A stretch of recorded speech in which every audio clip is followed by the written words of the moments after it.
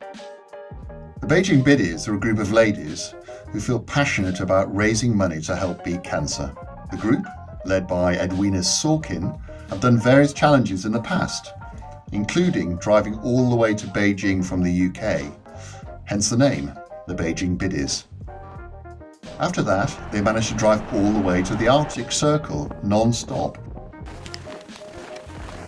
Hello everybody, I'm Edwina, Beijing Biddy 1.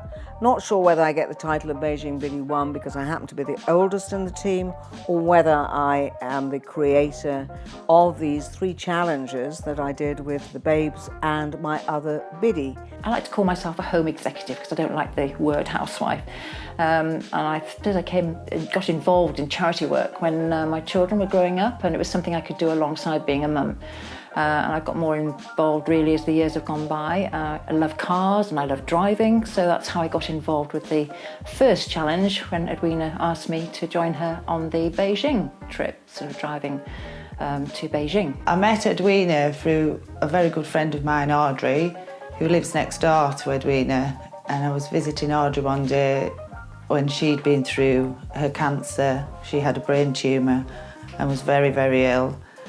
And Edwina popped in with lots of cakes and puddings for her, left over from B&B guests, and that's how I met Edwina. I created the idea back in 2013, which was to raise money for cancer research and Macmillan, 2 charities which I passionately believed in because unfortunately cancer had come into my own family. And I'd also lost a very close friend who I'd grown up with, gone to school with, and she was nursed by Macmillan. For their third and final challenge, they decided to do a lap of the UK in the Indian-style taxi, the 3-wheeled tuk-tuk.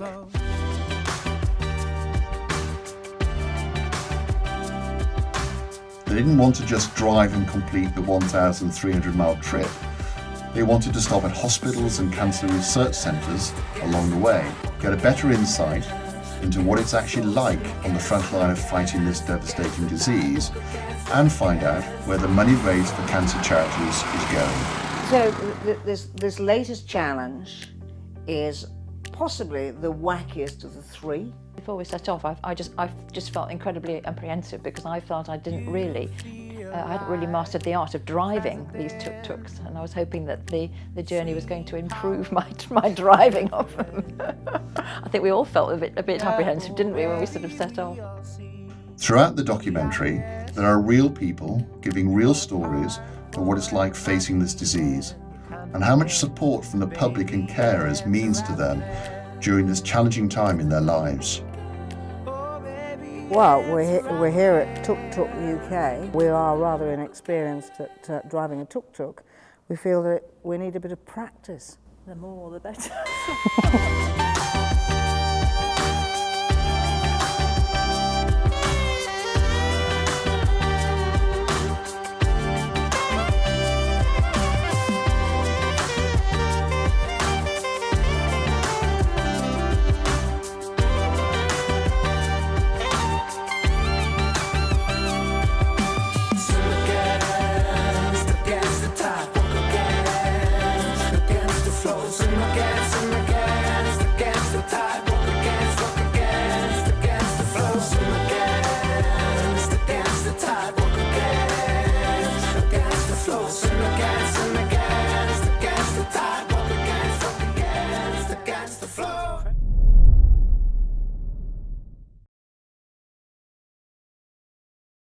Well, here we are, Carlisle City Centre.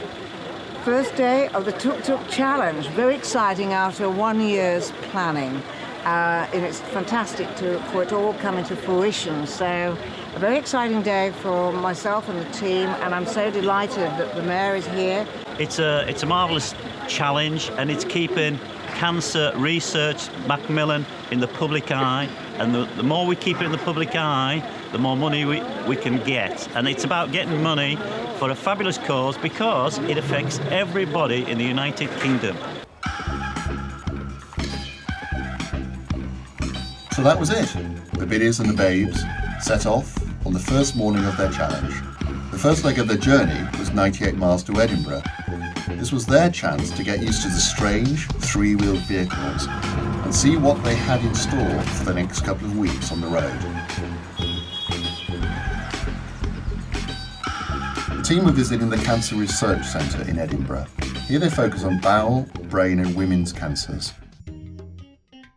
They spent £5 million last year on research and pioneered a new way of delivering chemotherapy more precisely. On top of this, they have also made important discoveries identifying new types of cancer. I work in a very specific and quite aggressive form of skin cancer. So what I'm actually trying to do is identify the reasons, the biological factors that make it so aggressive and so lethal. And in this way we can actually try to control the cancer and offer patients effective treatment. After meeting with Dr. Eve Jania, the team found it quite insightful getting to hear what the scientists actually work on. The next stop will be the first campsite of the trip. Thankfully, it was only a mile down the road.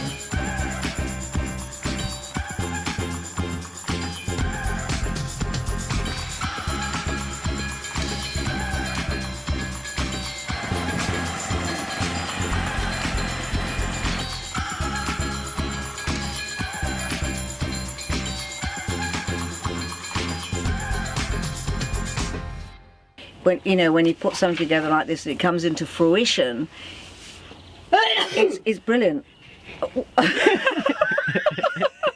I think one of the team's got a cold from being tuk-tuk, actually. Yeah. Bless me. Bless you. Well, it was a fantastic day. And the reason I say that is because we made such incredible time. I think all of us were concerned that perhaps the journey today might take longer, but in actual fact we did extremely well and we got to Edinburgh early. It was really, really cold. When you were in the back and you weren't driving, it was freezing. Very cold. Yeah, icy.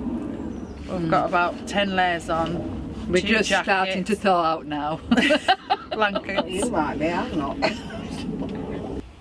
Are you looking forward to sleeping in the camper tonight? Yeah. No.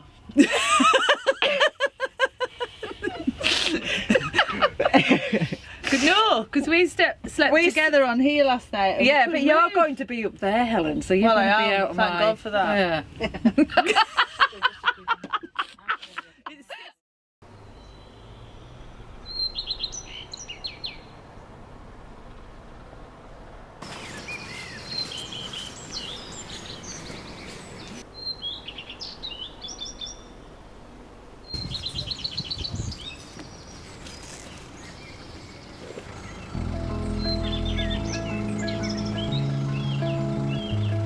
The team were up bright and early at 5 a.m. the next day.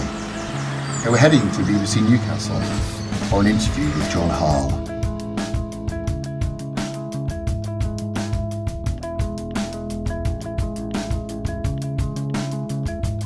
Now, if you're driving through Northumberland or Tyneside today, you might have been held up by two strange vehicles. They're tuk-tuks. Those are those little three-wheel motorised rickshaws you'd usually see scooting around cities in places like India or Pakistan. But these tuk-tuks are on a mission. They're taking part in what's called the Beijing Biddies Tuk-Tuk Challenge, raising money for two cancer charities. I'm just looking around your tuk-tuk here. So we've got a roof on, but we haven't got any doors, just these sort of plastic things that come down the side. So it must get pretty chilly back here. It's extraordinarily cold. It's quite primitive because there are no safety belts at the front. We don't have, sun visa, or we don't have warm seat, or we don't have any heating, nothing. No heating at all? No, nothing. So yeah, it gets really, really cold. I'm just looking at the back here. What you have got is a pretty impressive looking, is that sort of like a music system there? Yeah, well, we thought we'd have some music put in to keep us company on our journey.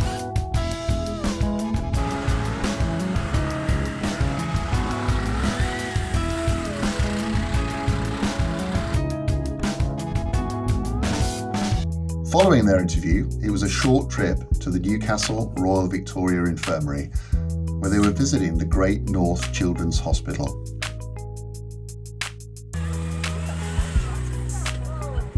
Here they were greeted by Gareth Presh.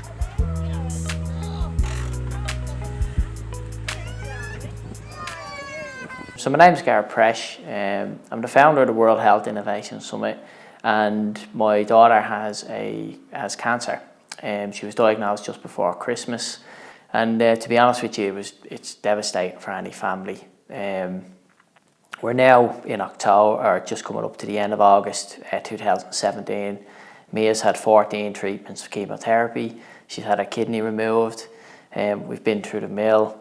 It's difficult for anyone to go through, for any family. There's lots of families going through it.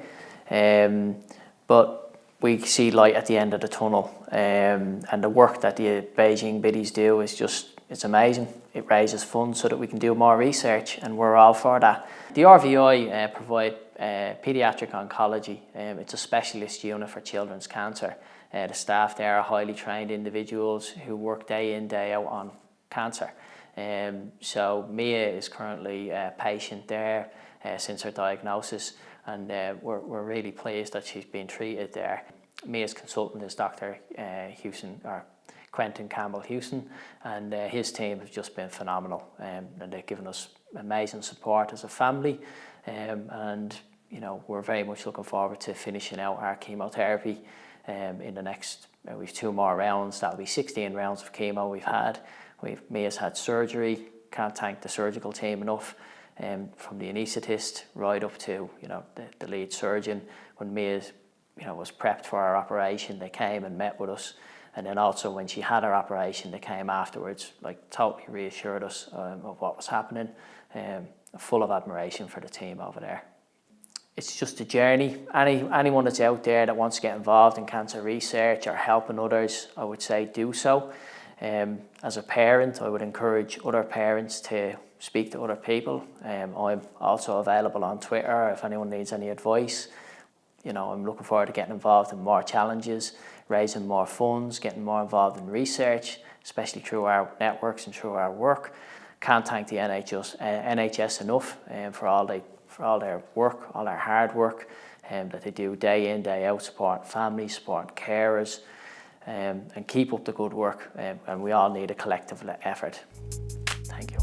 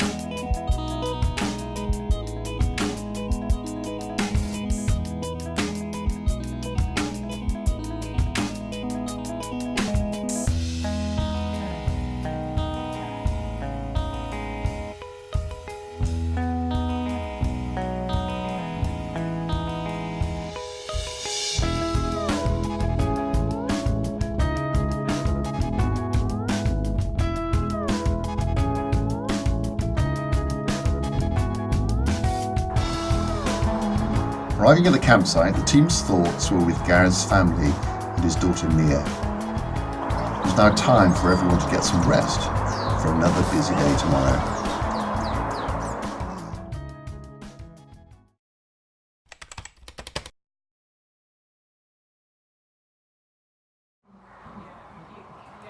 Right, well, I originate from Hilton. It's a little quiet village near Appleby. So I used to ride horses a lot, and we only have 2 now because I can't ride them. I can't get my balance, you see. So we got rid of the other ones because I knew something was wrong, but I didn't know what it was. But most of my life I've worked and paid me stamps, and as normal people do. And then it was Christmas Eve when I was poorly. So that was the start of the things to come, wasn't it? So yeah, and I was only, I would say 21, but that'd be lying, 48 when I was started. I knew something was matter, but I didn't know what it was, because when I was getting the kids Christmas presents from the local store, one of the local stores, I kept going to my right and bumping into my right, I nearly fell over in the store, and I said, that's without a drink. So, but you know your own body, and if it's not right, it's not right, and you know that yourselves. So I went to Lancaster on Christmas Eve, and that was it. They rushed me straight to Preston. They wouldn't let my partner take me at all. I had to go by ambulance. Because they did these tests at Lancaster and they found out what was the matter straight away, which was a brain tumour. So I went to Preston, and yeah, but they wouldn't operate on me because it was Christmas. So I had to wait. And plus, which was the annoying thing, was it was Paul's 50th birthday. So I'd organised all this surprise birthday party, so he had to do that without me. And then I had the operation on about 3rd of January 2013. Intensive care to start with, and I thought, well, that's a waste of time because Paul hasn't come to see me or anybody, but he was there. Him and his sister were both there to see me, but I can't remember him being there. I can remember reciting, yeah, I'm a pheasant plucker, and they told me not to do it. But I got it word for word perfect when I was in intensive care. I used to have a packet of polos at work every day to stop me feeling sick, and I was sick a couple of times at work. I get tired easily. And anywhere out of this yard that I'm not familiar with, I always take my walking stick. I walk with a walking stick. But I've them 2 big horses over there, little and large. But I can't ride them because my sense of balance has gone. What cancer was it in the end? Did you have was it a specific type? It was a childhood. Kids get it. Myeloblastoma that kids get now was seemingly, my daughter told me that I was the oldest person with this childhood cancer, and I said to doctors, "What is that? Why I act so childish?" Yeah.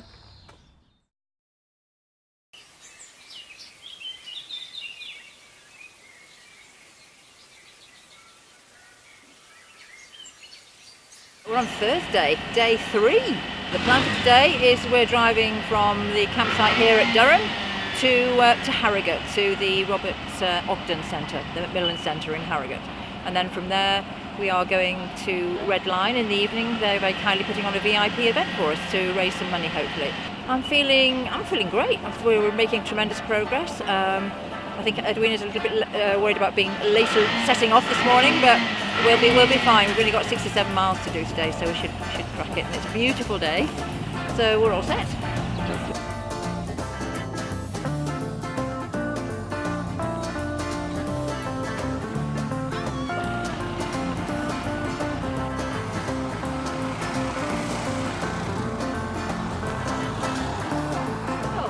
We're just getting tea, coffee, we can't go without a caffeine fix. And I believe we're in a village called Crofton-on-Tees. Yeah, we're at the Croft Hotel. Well, we're at the Croft Hotel, but isn't Crofton-on-Tees? Should we take? I should tell that there's the Croft Circuit's just down there. Should we take the tuk-tuks around the circuit? Oh yeah, we'll have a spin round there. Okay, good idea. Before we head See which one's faster. So I think, girls, I don't know, team, I think it's 20 past 11. We're going to be in good time. I mean, we can get down to Harrogate by, what do you think, 1:30, 2 o'clock? Yeah.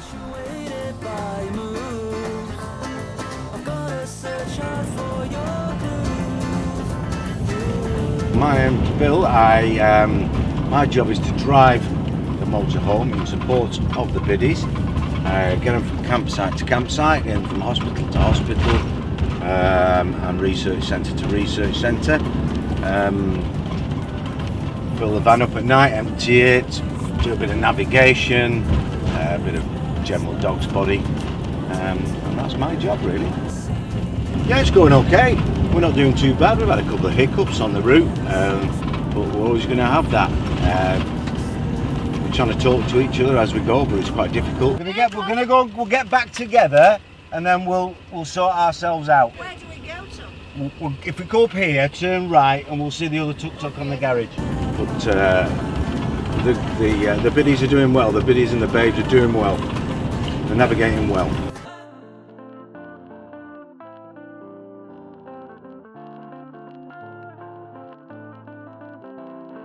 After 67 miles of navigating their tuk-tuks, the biddies and the babes arrived in Harrogate at the Sir Robert Ogden Centre. The Macmillan Cancer Support Centre opened in 2014 and specialises in supportive care, whilst creating a safe and comfortable environment for patients to receive chemotherapy. Here the ladies met Sarah Grant, the centre's Information, Health and Wellbeing Manager. Okay, so we're here at the Sir Robert Ogden Macmillan Centre in Harrogate, and this is a day centre facility which gives chemotherapy to cancer patients in the Harrogate and local area.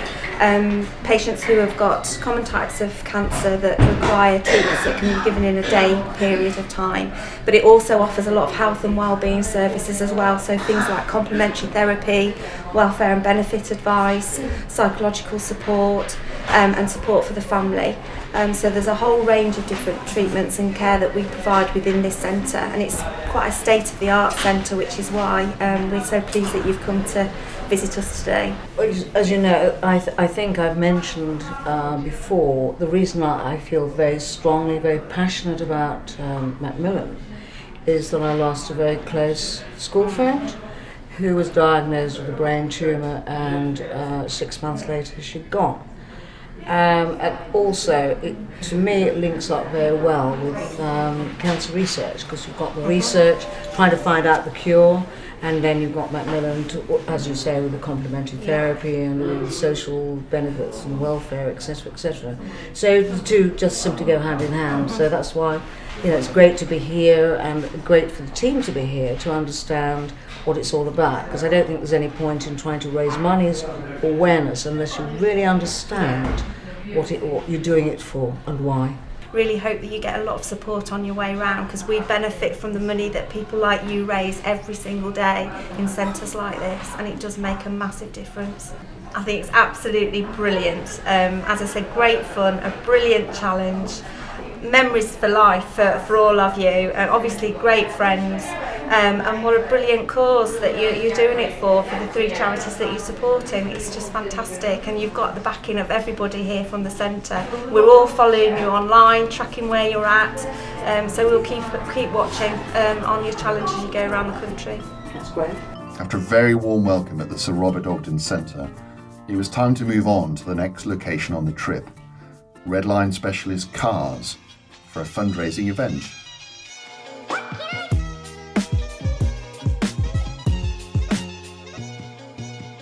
We're at Red Line Specialist Cars in Knaresborough.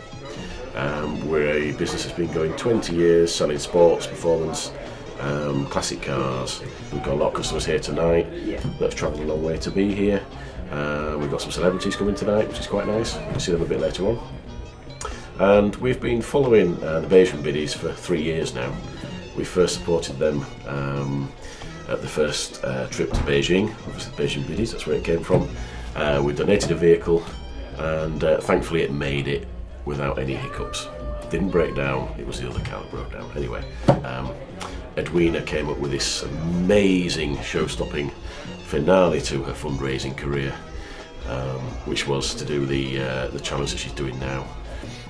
She kept it was a bit clandestine, she kept the details quiet and secret from us for a while, and then said, I need some help. One of the destinations is Harrogate with the Robert Ogden Centre.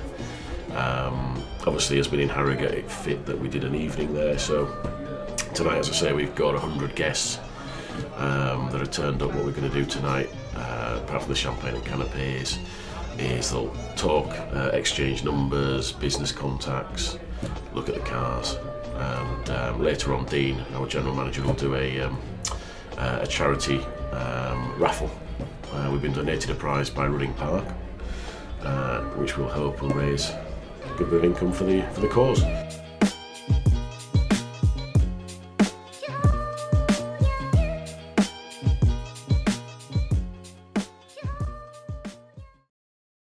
Biddy Baloo restaurant. Well, I have my sous chef here tonight, Elisabetta. She is from Romania. She's Romanian. She speaks no English.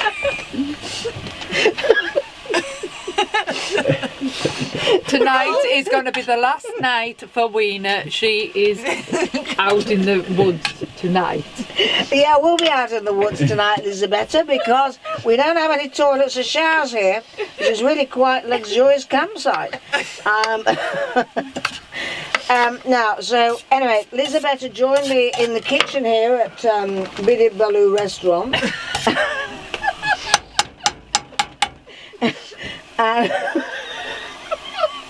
This is what happens when we get very tired. Yeah, we get delirious. Very giddy.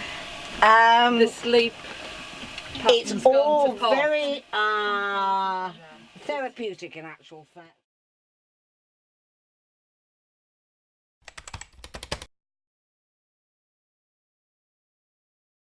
So my name is Jane, I'm 53. I have 2 daughters, Ellen and Molly. I'm a bookkeeper, plus I do have some rental flats. My husband and I have a business with rental flats, and I also work part-time in a camera shop. I had a great life until I was 46, and then at 46 my mum was diagnosed with cancer. She had 1 month and she died, and it was one of the most horrendous things. You know, you go through your life, life's fine, you think it's never going to happen to me, nothing's going to happen, and it was the biggest shock of my life. But during that period, I myself was diagnosed, although I didn't actually tell my mum this, but I knew there was something slightly amiss. I wasn't 100% sure, and I went to the GP, and because of what I was going through with my mum, the GP referred me on the 2-week referral. And so the day my mum actually passed away was the day I had my biopsy. It was hard, it was really hard, because my mum was only 66, she was a really close friend, she was only 20 years older than me. And we'd always been close, so it was a hard time. And then I was diagnosed with it, and I actually thought I was going to be fine. The GP said that he thought I had fibrocystic disease, so he knew there was something, but didn't think it would be cancer. So anyway, I had the biopsy, and 1 week later, after my mum died, I went and got the results. I went on my own because I thought it was all right, and I got the biggest shock of my life. Told me I had cancer. I needed to have my full breast removed, and the first thought that just went through my head was, what about my girls? What's going to happen to my girls? And that was it, really. That was the beginning of it all. It was just, you know, you have to go with it. You don't have a lot of choice. So 3 weeks later, I had a full mastectomy, and then after that, I've had chemotherapy, 3 months of chemotherapy, lost all my hair, lost all my facial hair, eyebrows, hair, everything. This is my hair growing back, and it's not bad, it's a bit thin, but hey ho, you know, it's okay. Radiotherapy, then you go through all the tiredness, you know, it's not easy. And I guess for me, it was a double whammy, because I was going through the grief of losing my mum, trying to deal with that at the same time. So it was really hard. But I had great support from my family, friends, Helen being one. I used to do a lot of dog walking with Helen. But it's, you know, it's not been easy. I mean, things have moved on in 7 years, even since I was diagnosed. But the more awareness you can get out there for people, I think the better. For me, the hardest thing to deal with was the anxiety. That really was hard, because you never know whether you're actually going to live or you're going to die, and they never actually tell you, because they don't know. So it's, you know, the longer time goes on, you realise the easier it becomes, because in your head you can deal with it better. But for me, getting my head around it was the hardest thing, as well as the physical symptoms, you know, that compounds everything. But for me, I'm in a lot better place in my head, but I would say for 18 months to 2 years, that was the hardest for me. The way I've coped is through, I always thought I was fit, healthy, you know, and you question why me. But obviously for me, I think it's probably genetic because of my mum. I do actually think so. So obviously I'm concerned for my own daughters, I'm concerned for their future. No, I'm well, I enjoy life. I look at life. I've always been a very positive person anyway, but I think I look at life now and think, you know, I've been for a walk around Brothers Water this morning with my youngest daughter. We were up at 7:30 and off we went. feel the wind in your hair, sun on your face, you know, the rain. I love getting outside and getting soaked. I loved all that anyway, but you just realise what's actually really important in life. Definitely. Yeah, because it's hard for people who don't have it to understand. They don't understand. You can't. I would never have understood if one of my friends had it. You know, they all support you. They're all there for you, you know, bringing meals and looking out for you and taking you out. But it's really hard to really understand what's really, and I don't, you know, by talking to other people, but everybody's experience is different anyway. So, yeah, it's a lonely road. It's a lonely place to be. Oh, very much so, because you have to go through it on your own, really. No matter how much people help you, it's you have to deal with it yourself and come to terms with it yourself, really. Helen and what those ladies have done is incredible. I've done the Race for Life, and I do support charities. I monthly support breast cancer and cancer research, and I would always like to think that I could. And if I could help anybody else that was going through it and wanted to talk about it, I think that's the way forward for people if they want to, but everyone's different and deals with it their own way.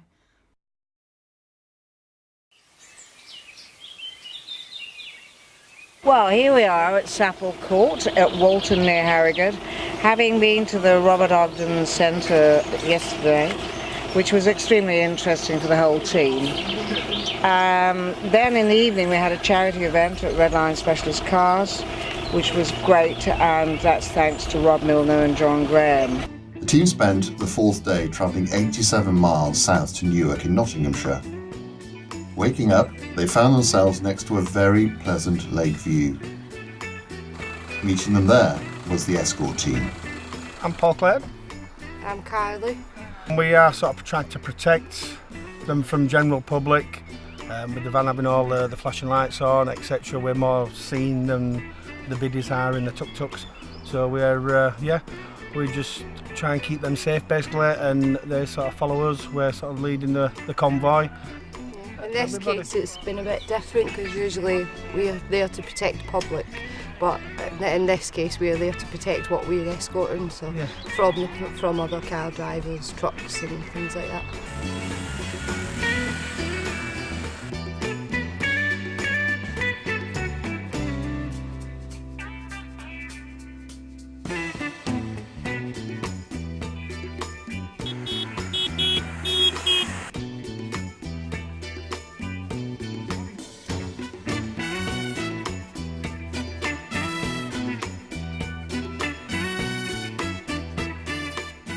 The convoy continued their journey 104 miles south to Cambridge, where they visited the Li Ka-shing Centre. The Li Ka-shing Centre is one of 2 cancer research centres that has a partnership with a university. It cost £50 million to build, with £15 million going towards high-tech equipment for research. On arrival, the team were greeted by Carrie Boyce. She kindly agreed to explain what goes on in more detail.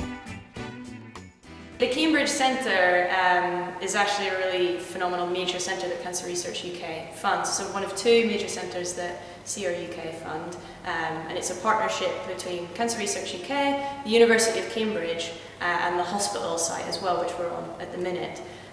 So it's made of a good dozen university departments and hospital facilities and institutes such as this. We're in the Cambridge Institute at the moment, working together to solve cancer research. Cancer Research UK have been very, very generous to the Cambridge Centre and to this building in particular.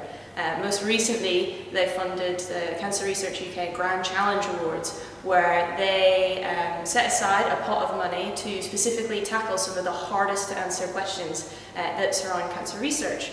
They funded 4 awards this year, of which Cambridge scientists are actually a part of all 4 of the different projects. But 2 of them are led by scientists from the Cambridge Centre, one from the Cambridge Institute, which we're based in today, and one based at the Sanger Institute.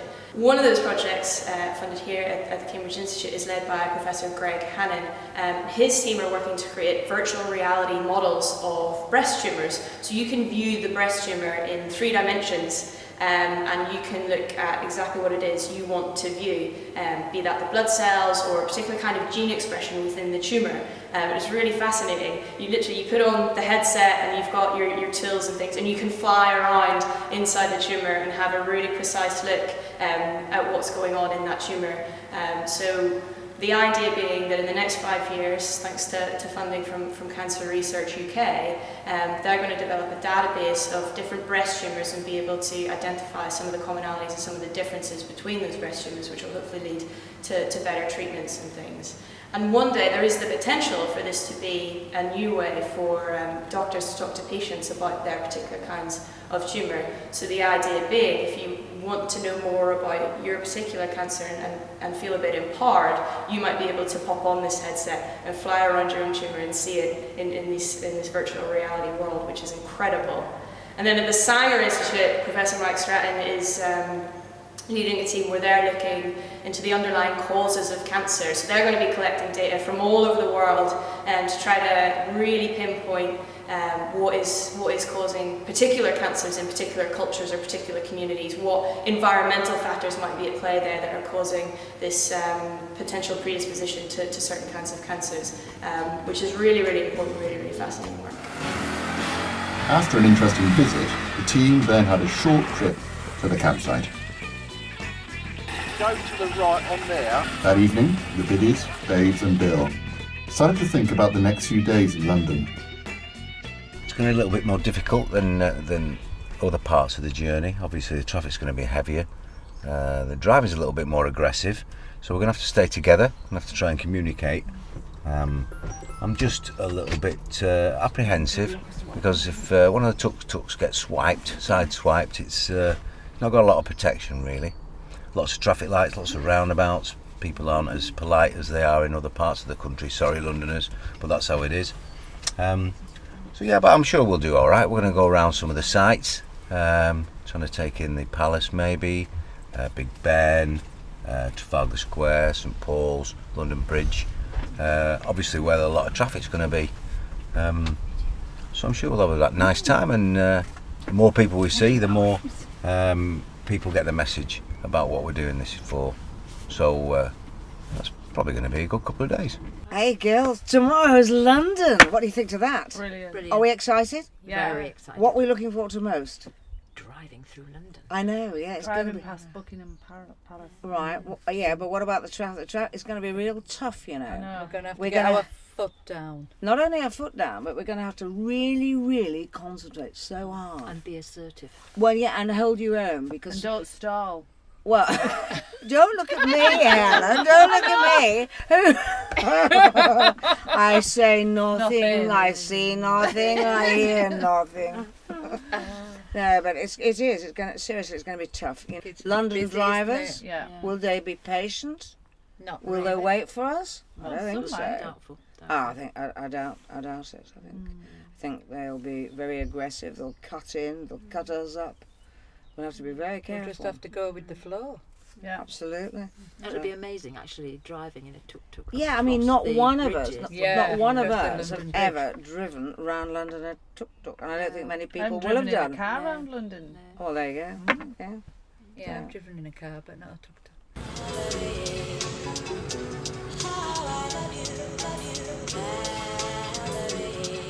Sure enough, London was going to prove to be very entertaining and quite challenging. The team decided to do a little sightseeing to show off their tuk-tuks and spread awareness around the capital.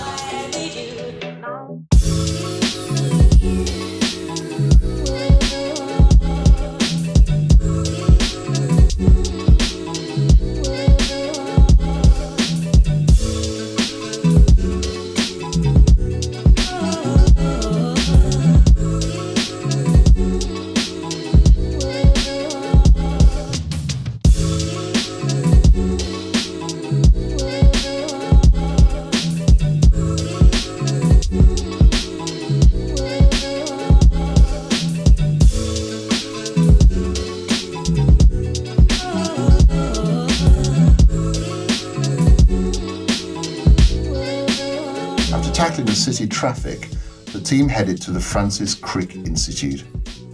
Here, they are dedicated to understanding the fundamental biology underlying health and disease. We couldn't film the building, but we did catch John Wells explaining the Institute to the team. So what it is, so the Francis Crick Institute is a collaboration between 6 partners. So Cancer Research UK, we're one of them, but also the Medical Research Council, so kind of government money, essentially, taxpayer money, the Wellcome Trust, a big, large trust based just on Euston Road, just 10 minutes away from us, whose focuses on kind of biomedical research and things as well. And then 3 university partners here in London, so Imperial, King's and UCL. So those 6 partners have all come together to form the Francis Crick Institute. The institute itself came into being in about 2015. We got the keys to this building in about July 2016. It was officially opened by the Queen in kind of November 2016, and now we're May 2017, so it's still pretty new. Everything in here is really new. And the building, quite simply, you'll see as we walk around, it's kind of been socially engineered to be very open, very transparent, lots of research labs, some labs you may have even stopped in over the last couple of weeks or whatever. They don't tend to look like this, they tend to be quite, they tend to be older buildings, so they've got long, thin corridors and mazes, and people are tucked away doing the science. It's brilliant science, but they tend to be kind of tucked away and siloed away from one another. Whereas this is really kind of unprecedented in the way it's brought all these different scientists together. Someone who's looking at malaria, someone who's looking at cancer, would have never really had the reasons to talk to one another before. Why would they go to the same conferences and things? They probably wouldn't. But because we're all just looking at how our bodies work and how they function, there must be good reason for them to talk to one another. So that's what the Francis Crick Institute is. So in this building we don't have nurses or doctors or patients or anything like that. That's not what's happening in this building. We have all those connections through King's College, through Imperial, through UCL and Barts, for example, through those partners. But everyone in this building is essentially doing that basic research. And then as well as that, we have a whole range of things. So this is actually a public space. So anytime you're next in London, you don't need a reason to be here. You don't need to come in a tuk-tuk or anything. You can just come in. Yeah, so 4 days a week. It's only closed today. Today's Monday, isn't it? So Mondays and Tuesdays it's closed because we often have big scientific symposia. So our auditorium seats 450 people. And it just happens that if you've got 450 people in there, then you can't have people here mingling around as well, school children as well, in the lab you've already seen from the outside. So this space is a real kind of mishmash of talent and backgrounds and expertise, which is really great. So girls, good 2 days. Hey ho, we're all here, we've survived. We got this brilliant. What do we think to that then? Brilliant! Fantastic driving. It was. I think if somebody asked me what was your best part, I'd have to say it was London. Because it was yesterday it was exciting. You know, you really had to go with the flow of the traffic and keep up with the traffic. You did, keep close. Because people were trying to push in. The throttle on and keep going. And the concentration was enormous. Yeah. And the day was just beautiful. It was fantastic. I mean, the first day. Yesterday I was just lovely. sorry that the other Elizabeth wasn't in for tea. It was absolutely damn nuisance. I mean, I was so looking forward to that. It was really, because a cup of tea at that time would have been great. Yeah, particularly parked outside. Yeah, exactly. We're right outside, so there's no excuse.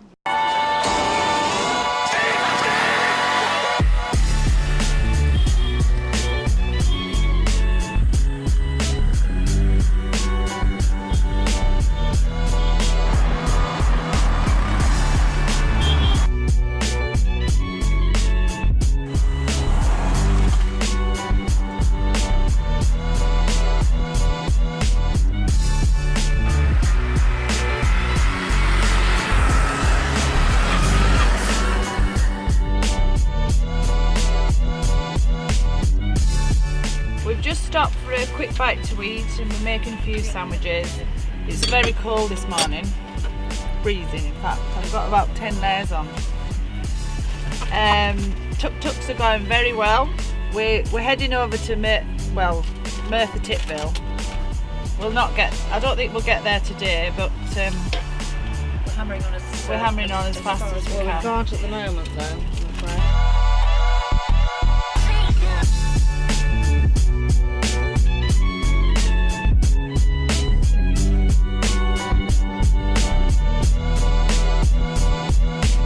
By day 8, the ladies had fully got to grips with their tuk-tuks and were heading west from London towards Wales. The destination for day 8 was Luxall campsite, just outside of Hereford. The team were in high spirits and enjoyed a sunny evening on the campsite before heading to Wales the next day.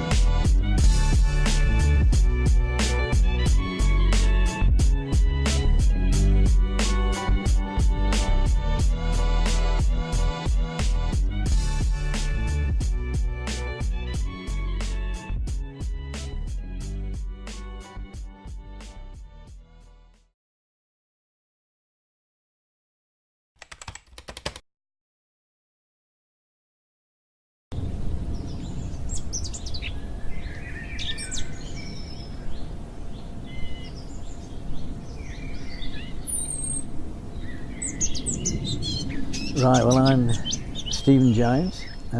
This year I'll be 80.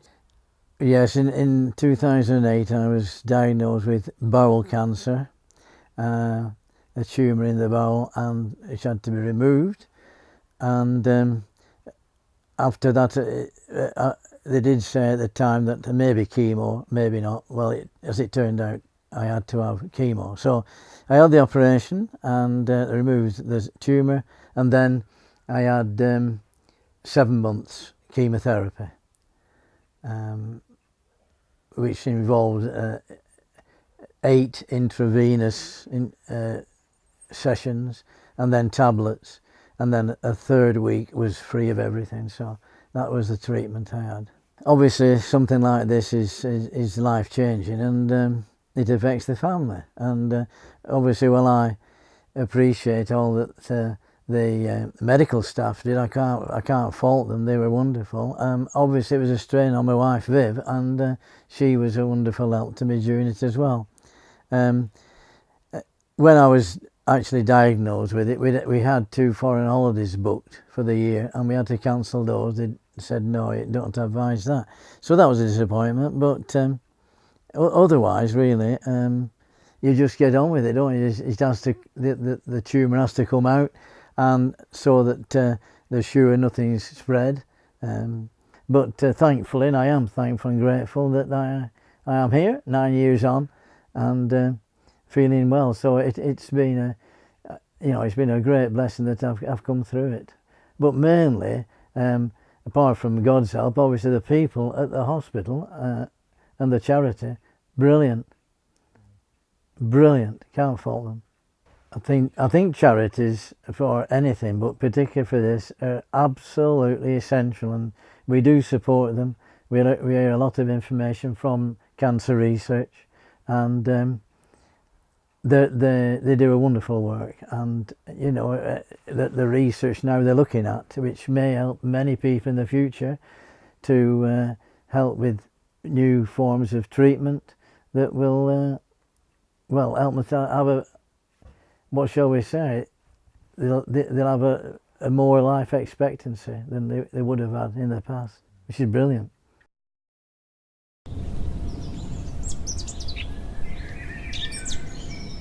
Well, as you can see, it's a beautiful day today, and we're here at Luxor campsite, which is near Hereford, and it's been absolutely fantastic. I'd honestly say this is probably the Ritz of the campsites that we've been to.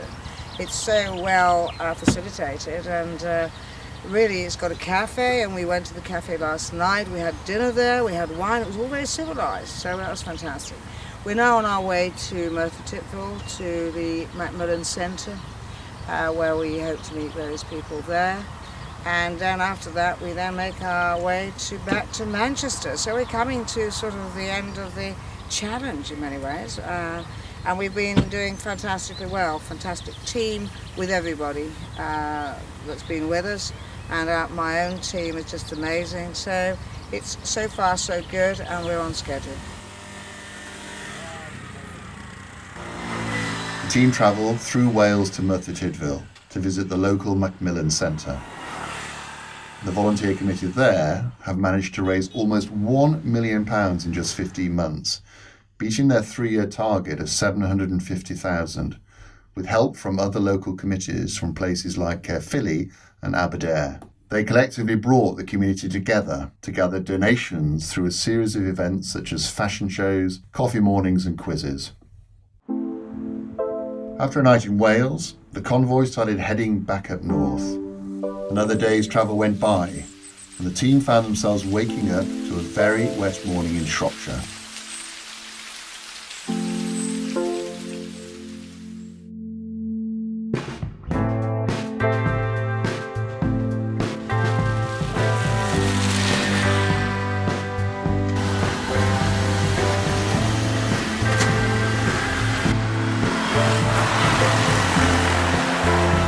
They were heading to Manchester for the final centred visit of the trip.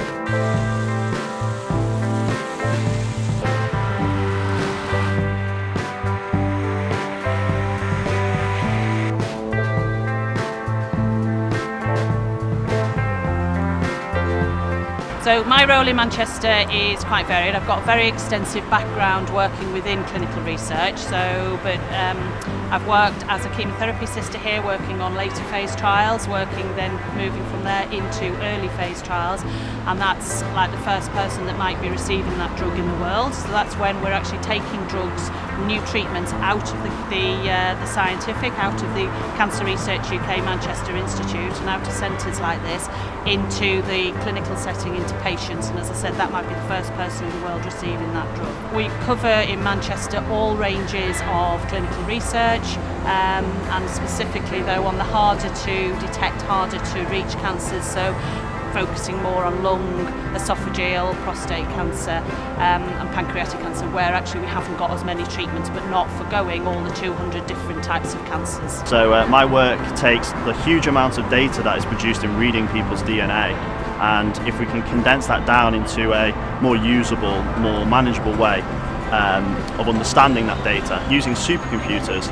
to write algorithms to produce that data down, so we can understand what's actually going on, and if we can tell the difference between someone's cancerous tissue and someone's healthy tissue genetically, then we can create better drugs to treat those cancerous tissues. Liz and Helen got the chance to go into some of the labs and have a look at the research being done. There are infinite types of cancers that exist, from the unique mutations of everyone's own DNA. Through research, the Manchester Cancer Research Centre have a vision where cancer patients can receive personalised treatment from the day of diagnosis.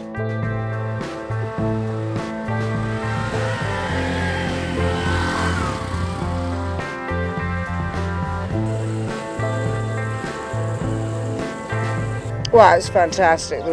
First of all, there's a fantastic welcome by the lead nurse, Claire Dickinson, and Alison Barbuti and various nurses, and it was great. We've all been there before, but it puts everything into perspective. But it was a very successful visit, and I'm just glad that we put it into our schedule. Yesterday was quite a challenging day because it was simply driving all day. We were lucky that we just got to the site in time before the tremendous thunderstorms, and as a result of those thunderstorms, this morning's driving has been very difficult.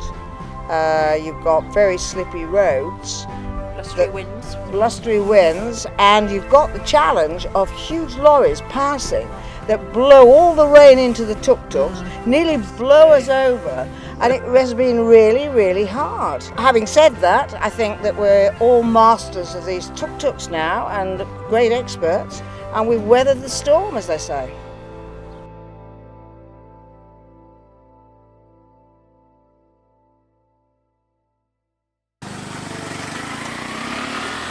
The next morning, the team visit Glossop Caravans, who had generously provided the ladies with the camper van.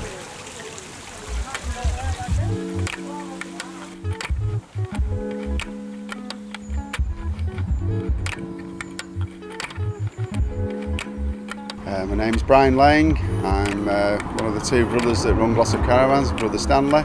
Role in the business is we've been going for 40 years. It's a family business. We enjoy what we do.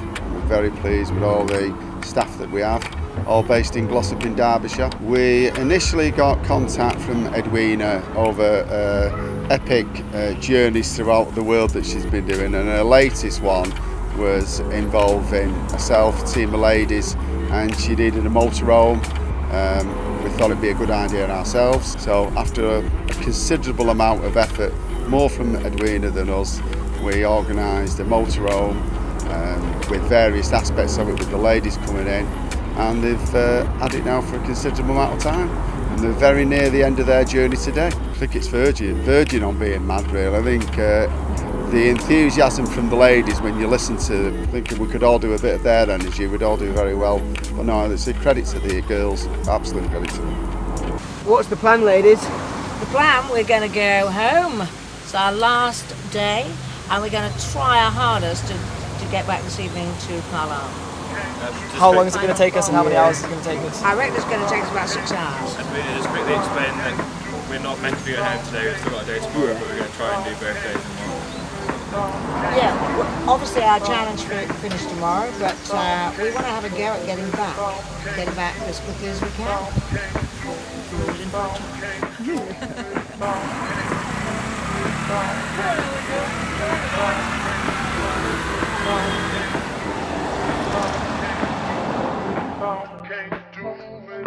It was very exciting because we had to make a decision as a group, as a team, whether we belted on home and tried to achieve a sort of record for ourselves, because it was a 16-day charity challenge, and we decided we'd press on home.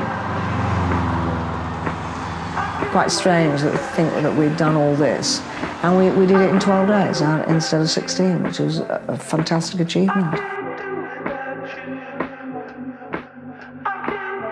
You know, obviously the government can't fund the cancer research, so it takes the good, honest British people to support people like Edwina and the girls, and to go to research. Without money for charities, it wouldn't happen, would it? I think.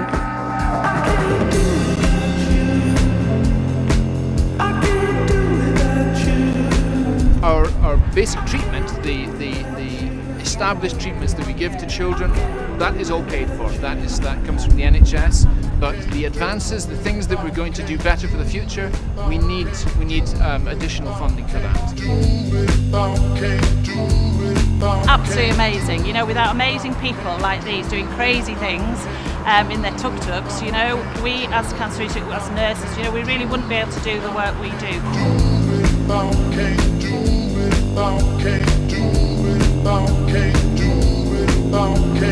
Cancer Research UK gets no government funding, so actually we need amazing people like this, fundraising, volunteer, giving of their time, giving of their efforts and their enthusiasm to be able to raise the money for us to be able to do the work that we do. So we are all in this together. But the earlier you can detect cancer, then actually that gives you the best fighting chance that we can do something about it.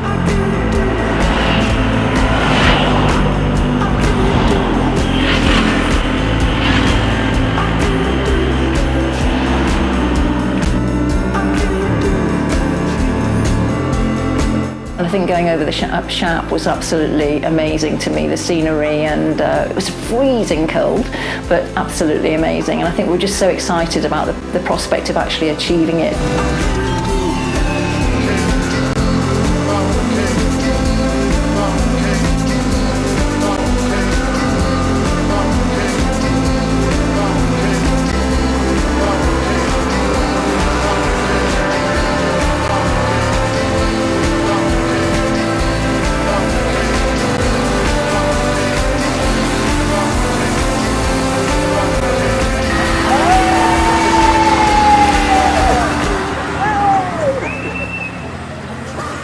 So this is the final challenge. That's it. You know, we've done something. Yes, and on home turf, and ended with a splash. So great. We feel really good, and I think Kate does as well. I know. So we've actually achieved something, and we're all back in one piece, which is the main thing. Yes, a fantastic experience.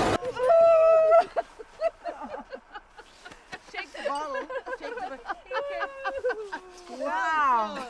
Wow, that's unbelievable! What a team you are! Don't you think we should have a drink? Oh yeah. Where's those? Oh, cool. Can't do it. Yes, I can. What do you do? All this? No way! No way! No way! Don't waste it. Don't waste it. Not. I was told not to. We did it. We did it. Oh, fantastic. You feel like the president, sweet power and influence. Oh baby, we all see the obvious. We've had a hard You're supposed to be day's professional. night. We're working for the day. That's not how it's on my hymn sheet. Sorry. Chop, So, chop. yes, okay. Walk against the flow.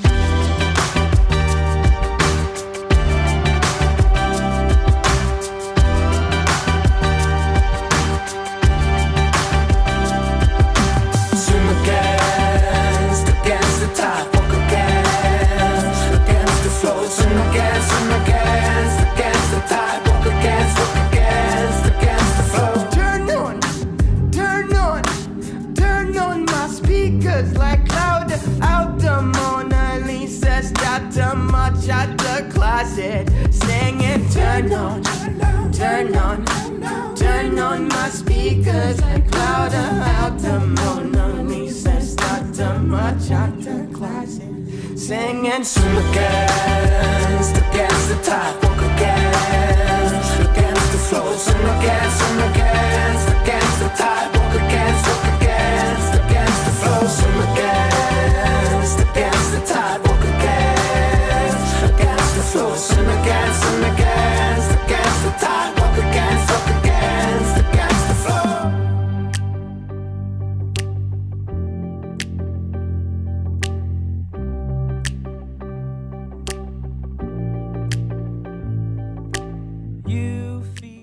Did offer to trade the tuk-tuks in for a Ferrari, but didn't go down too well, I'm afraid. So that's. Oh no, I got a deal with John. Oh, you got a deal? Yeah, Oh, I've failed. I've got a Lamborghini coming. I've got a Lamborghini coming as soon as I get back from the challenge.